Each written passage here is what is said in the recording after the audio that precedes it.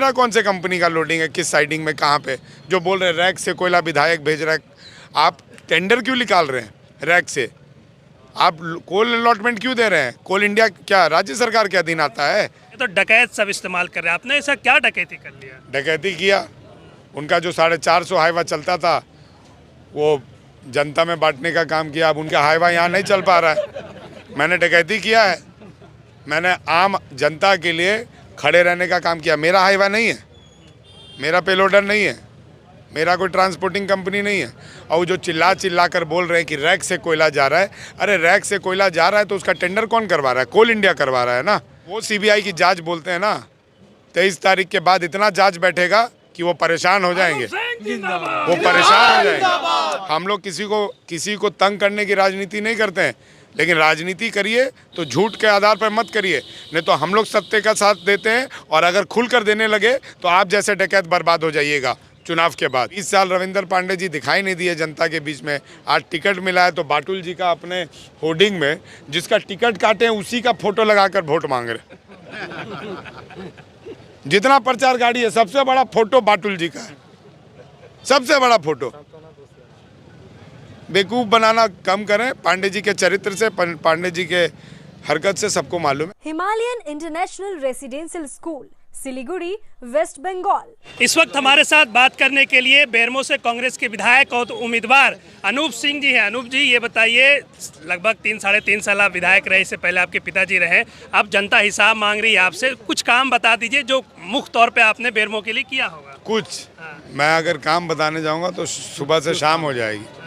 जिस रोड पर आप खड़े हुए हैं, यहाँ पे फेवर ब्लॉक का निर्माण 1,91,00,000 रुपया। दूसरे रोड पर वहाँ जाइएगा, फेवर ब्लॉक दोनों साइड 10 करोड़ रुपया। उसके आगे जाइएगा सुंडरों में तो पता चलेगा सुंडरों का पुल 3.5 करोड़ रुपया। उससे पहले ब्लॉक रोड पे आइएगा तो 1.5 करोड़ रुपये, 1,70,00,000 का ब्लॉक रोड। उससे पहले नाली का बात करिएगा तो 90 लाख का नाली। उससे पहले फिर यहाँ पर बात राजपूत टोला से मंदिर होते हुए आगे जाइएगा तो 1.5 करोड़ का नाली। उसके बाद अगर और आगे जाइएगा तो मुर्गी फार्म वाला रोड, वो करीबन 1,30,00,000 रुपया। आप काम गिना रहे, लेकिन आपके विरोधी बोल रहे कि बेरमो में एक बढ़िया कॉलेज नहीं है, हॉस्पिटल है, डॉक्टर नहीं है, नर्स नहीं है। अब विरोधियों का बात कर देता हूँ। मेरे पिता जब विधायक रहे तो रविंदर पांडे जी की तरह उन्होंने सिनेमा हॉल खोल के और होटल खोलने का काम नहीं किया। मेरे पिताजी ने कॉलेज 5 खोलने का काम किया, वो भी सरकार को खोलकर दान देने का काम किया। ठीक है ना। Bindeshwari Dubey degree college, inter college, आपको RPS inter college, degree college, Raina मोड़ में नियाज देवी आपको महाविद्यालय, ये मेरे पिता का कॉलेज खोला हुआ है। और उन्होंने बनाया, अपना खून पसीना लगाकर, ज़मीन खरीद कर, लोगों को पैसा दिया और तब जाकर वो दान किया। रविंदर पांडे जी ने क्या खोला यहाँ पर और क्या दान कर दिया? उन्होंने तो खोला 27 एकड़ में टुंडी में उन्होंने बोर्डिंग स्कूल खोला है। बेरमो में क्यों नहीं खोले? उन्होंने चास में पहले होटल बना था, अब होटल को ख़त्म करके उन्होंने केएम मेमोरियल अस्पताल खोल दिया। बेरमो में क्यों नहीं खोला उन्होंने? और जो रविंदर पांडे जी चिल्ला कर बोल रहे हैं कि अस्पताल नहीं खुला है, लोगों से जाके पूछिए ना कि नर्सिंग कॉलेज मेरे पिता ने बनाया था, नहीं खुल पाया था, मैंने खोला कि नहीं खोला।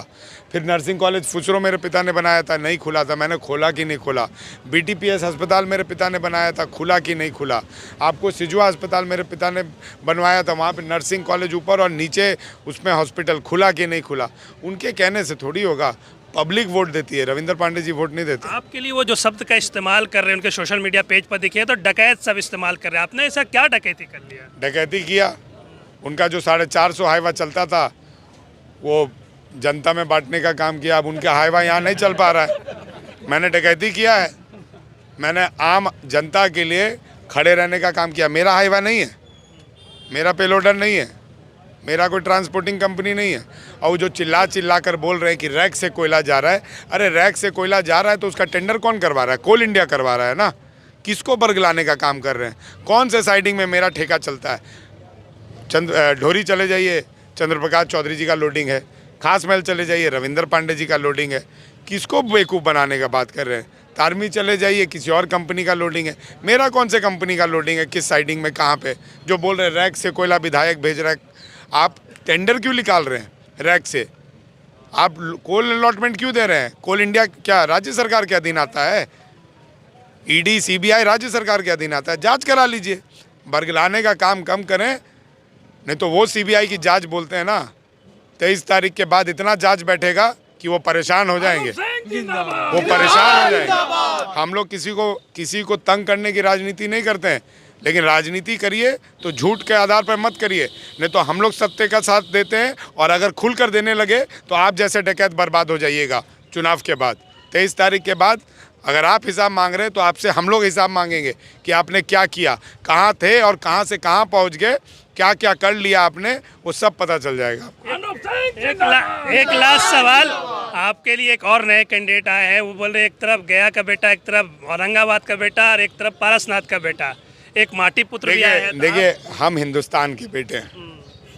हिंदुस्तान में बाबा भीमराव अम्बेडकर जी का संविधान चलता है और मुझे उनको बताने की ज़रूरत नहीं है कि मेरे दादा परदादा कितने दिन से यहाँ रह रहे।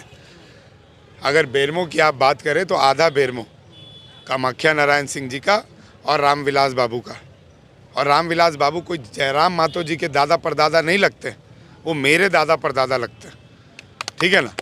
तो इसलिए उनको मेरे को बताने की ज़रूरत नहीं है, क्योंकि हम उस सोच के मुताबिक नहीं चलते हैं। हम उस सोच के मुताबिक चलते हैं कि झारखंड में खतियान आधारित नीति बननी चाहिए, क्योंकि 32 का खतियान सबके लिए ज़रूरी है। हम उस सोच के लिए चलते हैं, हम उस सोच के लिए चलते हैं, लेकिन हम उस सोच के लिए नहीं चलते हैं कि भैया चुनाव लड़ना है तो आप हिंदुस्तान को हिंदुस्तान से बांट दीजिएगा, राज्य को राज्य से बांट दीजिएगा। हम ऐसे जब आप इलाज कराने जाते हैं अपने पिता, अपने माता, अपने भाई बहन का, तो क्या उनसे खतियान मांगते हैं कि इलाज के लिए डॉक्टर साहब को बोलते हैं डॉक्टर साहब इलाज करा दीजिए? जब दूसरे देश में, दूसरे राज्य में, दूसरे देश में जाते हैं, यहाँ पर इलाज ठीक से नहीं हो पाता है, तो क्या बोलते हैं कि आप खतियानी हैं तभी आपसे हम इलाज कराएंगे? ये तो बेवकूफ़ी बनाने वाला चीज़ है। बेवकूफ़ बनाने वाले लोग अपना राजनीति सेक रहे हैं। 20 साल रविंदर पांडे जी दिखाई नहीं दिए जनता के बीच में। आज टिकट मिला है तो बाटुल जी का अपने होर्डिंग में, जिसका टिकट काटे हैं उसी का फोटो लगाकर वोट मांग रहे। जितना प्रचार गाड़ी है सबसे बड़ा फोटो बाटुल जी का है, सबसे बड़ा फोटो। बेवकूफ़ बनाना कम करें। पांडे जी के चरित्र से, पांडे जी के हरकत से सबको मालूम है, और मेरे पे आरोप लगाना बंद करें। जांच कराना ना, आप भी जांच कराइए पांडे जी, केंद्र में आपकी सरकार है और 23 तारीख के बाद मैं भी जांच कराऊंगा।